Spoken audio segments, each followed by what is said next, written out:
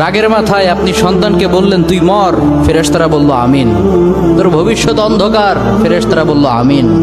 রেগে মেগে আপনি আপনার মেয়েকে বললেন জীবনেও তোর কপালে স্বামীর ভাত জুটবে না, ফেরেশতারা আবারও বলল আমিন। আচ্ছা, আপনি না সেই ব্যক্তি যে তার নিজের জীবনের চাইতেও সন্তানকে বেশি ভালোবাসেন?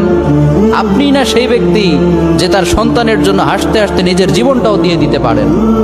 আপনি না সেই ব্যক্তি যে আল্লাহর কাছে নিজের চাইতেও সন্তানের জন্য বেশি দোয়া করে? তাহলে কি করে নিজের হাতে নিজের সন্তানের এত বড় ক্ষতি করতে পারলেন? Doesn't make any sense. Common sense বলতে কিচ্ছু নাই আপনাদের। আপনারা কি জানেন না আপনাদের রাগের মাথায় বদদোয়া করাগুলো ফেরেশতারা আমিন বলে? দাওয়াতুল ওয়ালিদ আলা ওয়ালাদি, বাবা মা তার সন্তানের জন্য যেই দোয়া করে সেটা ভালো হোক কিংবা বদদোয়া হোক, আল্লাহ সেটাই কবুল করে নেয়। এজন্য খবরদার, নেভার কার্স ইউর চিলড্রেন। রাগের মাথায় কখনো সন্তানকে অভিশাপ করবেন না। খুব বেশি রাগ উঠে গেলে তার জন্য উল্টা